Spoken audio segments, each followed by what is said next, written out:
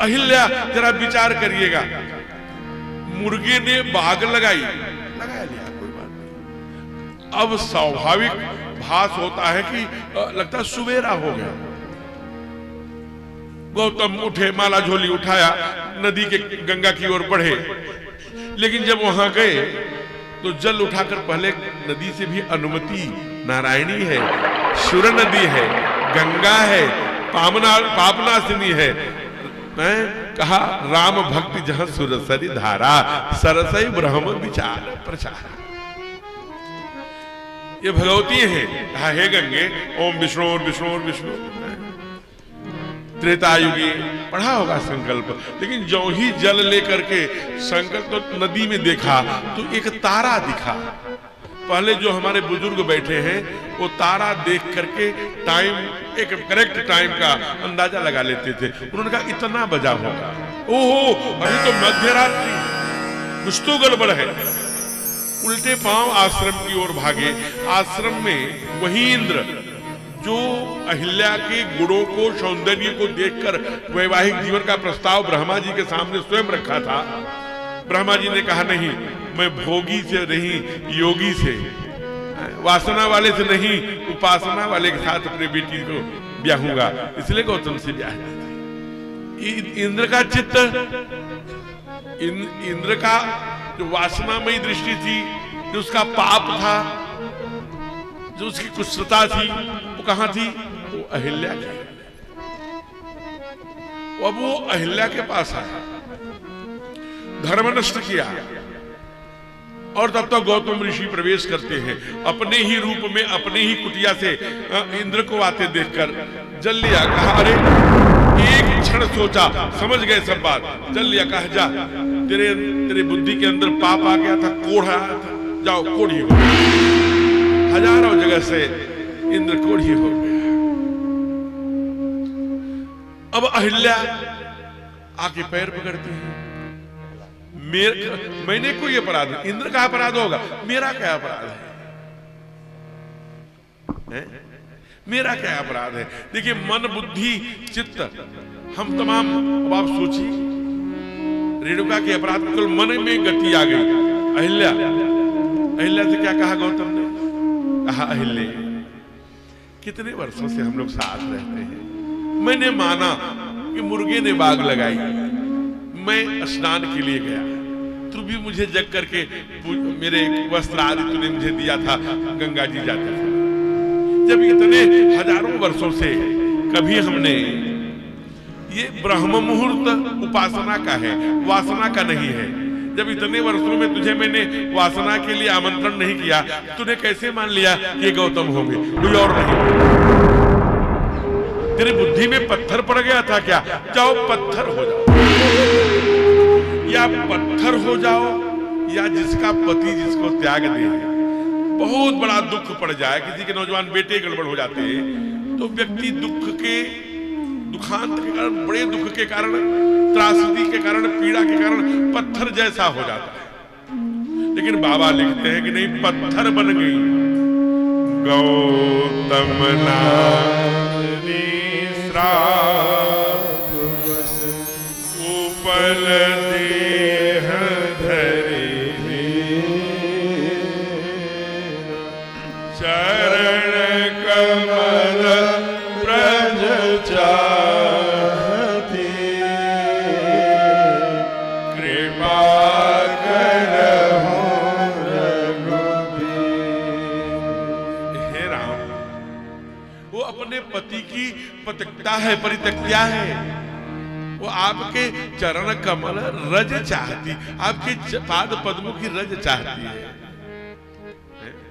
एक बात ध्यान रखना, पड़ोसन कोई आरोप लगा दे चले, कोई और बोल दे, रिश्तेदारी में बोल दे, समाज में बोल दे, ठाकुर देख रहा है, उसके पापों का फल उसे देगा। लेकिन एक चरित्रवान पत्नी को जिस दिन उसका पति आरोप लगाता है, वह पत्नी जिंदा ही मृत्यु के समान हो जाती है। सब सह लेती है मां, लेकिन अपने पति का आरोप, अपने पति का के द्वारा आरोपित वो दोष उसको यहां चुभता है। एक बात और सिद्धांत की समझ लेना, पाप को जितना छिपाओगे उतना बढ़ेगा, पुण्य को जितना गाओगे उतना कम होगा। पुण्य करना है तो गाओ मत, पुण्य जितना गाओगे उतना कम होगा, और पाप को जितना छिपाओगे उतना बढ़ेगा। अहिल्या मैया ने पाप छिपाया नहीं, चौराहे पर खड़ी है। कहा वो तो ठीक है गुरुदेव, लेकिन आप ही बताइए ना, आपने इतनी कथा सुनाई, सकल कथा मुनि कही विषेखी, ये ब्राह्मण की पत्नी है, साधु की पत्नी है, संत की पत्नी है, ऋषि की पत्नी है, और मैं छत्री का बेटा हूं। एक ऋषि के पत्नी को पैर से कैसे छू सकता? कहा अच्छा राम तुम छत्री हो? हाँ मैं राजा दशरथ का बेटा हूं तो छत्री हूं। कहा अच्छा भगवान परशुराम कौन था? कपिल कौन? बामन कौन? कल्कि कौन? ये तो सब ब्राह्मण। वो तो मैं ही था। फिर कहा लेकिन भगवान मैं ब्रह्मचारी हूं और ये नारी है, तो कोई भी ब्रह्मचारी को दूसरे की नारी को स्पर्श करने का आदेश नहीं है, वो भी मैं चरणों से कैसे स्पर्श करूं? कहा वाह बहुत सुंदर। अच्छा बताना,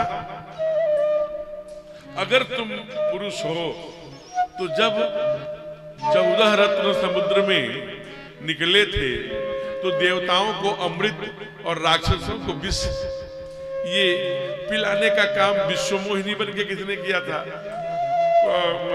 वो तो मैं ही। कहा तो तुम नर न हो, न नारी हो, न किसी जाति बंधन में हो, तुम तो सबके हो ठाकुर। लेकिन गुरुदेव वो तो ठीक है, लेकिन आप ही बताइए कहीं पत्थर से कोई आज तक नारी प्रकट हुई है कि मैं कर दूं? तब विश्वामित्र जी थोड़ा सा क्षत्रिय को रोष बढ़ाने वाला वाक्य बोले। एक तरफ तुम क्षत्रिय बनते हो, फिर कहते हो मैं ब्राह्मण भी हूं, मैं सब हूं, सब वो हूं, और एक तरफ कहते हो कि पत्थर से कहीं नारी। अरे ठाकुर यही तो तुम्हारे लिए चैलेंज है कि सतयुग में एक भगत हुआ था जो पत्थर से भगवान प्रकट कर दिया था, और तुम भगत को प्रकट कर दिया। इतना सुनते ही तब सोया छत्रित्व जगा था, राम रूप में प्रकट हुई जो जाला, वाल्मीकि ने जिसको गाया। तब प्रभु ने अपना पैर उठाया और जो ही उठाया उसके रजते उस माने पत्थर को स्पर्श हुआ होगा। वाल्मीकि रामायण में जो दृष्टा है, जब हमारे ठाकुर गए दोनों भाई तो उस आश्रम में प्रकट यही ये भी कहते हैं बाबा भी कि परसद पद पावन शोक न सामन प्रकट भई तब पुंज सही, देखत रघुनायक जन सुखदायक, मुख नहीं आवे बचन कही, अति प्रेम अधीरा पुलक शरीरा, मुख नहीं आवत बचन कही, अतिशय बड़ भागी चरणन लागी, युगल नयन जलधार। रोने लगी हो और मुख नहीं आवे, थर थर थर थर शरीर कांपने लगा। अब प्रकट हुई तो इनका एक नाम हो गया आज से। अभी तो नाम था राघव, रघुपति, राजा राम सब, लेकिन आज क्या हो गया? रघुपति राघव राजा राम पतित पावन। बोलिए पतित पावन भगवान की जय हो।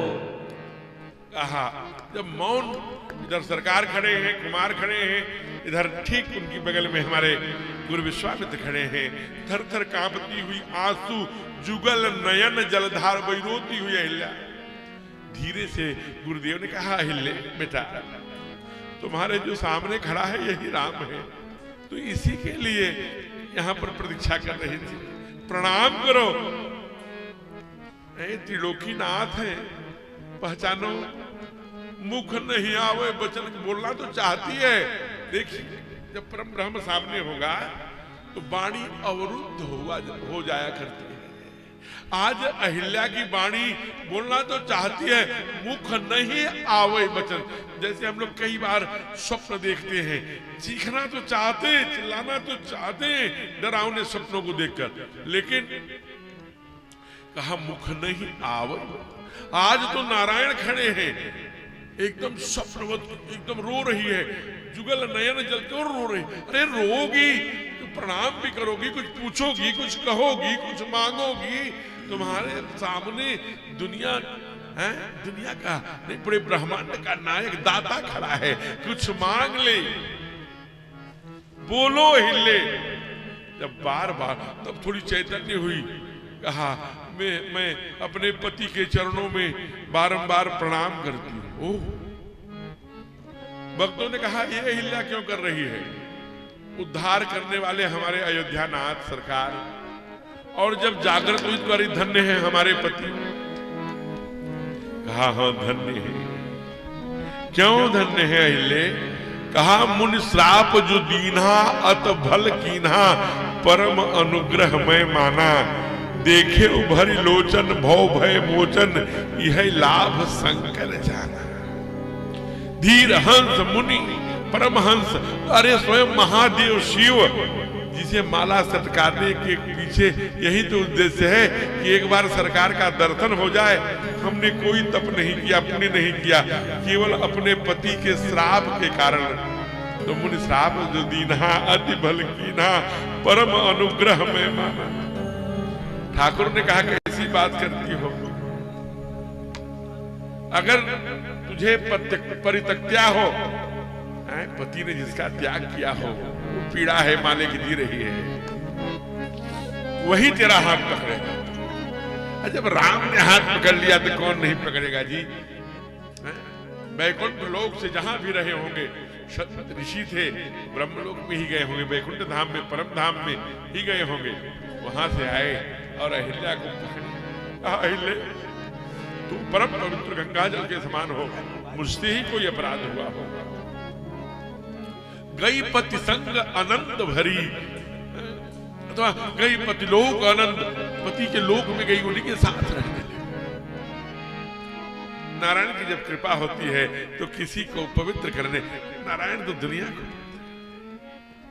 लेकिन अहिल्या कहती है, अहिल्या का उद्धार कर दिया।